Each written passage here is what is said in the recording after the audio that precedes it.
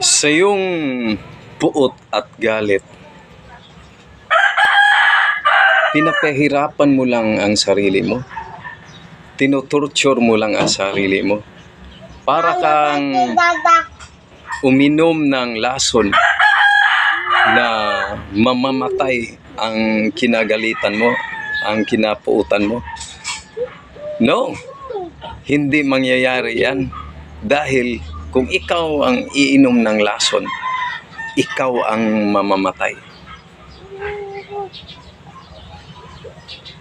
Katulad din ng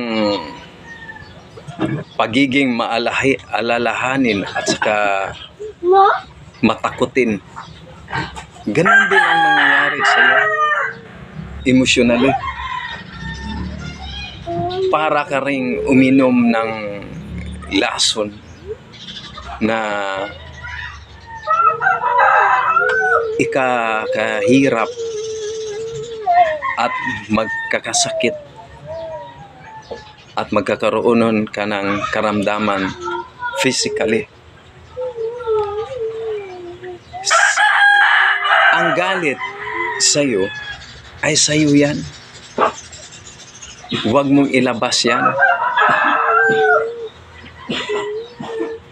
Kasi yung iba kasi, ang sabi nila, pag nailabas nila ng galit, nahimasmasan daw sila. No, hindi.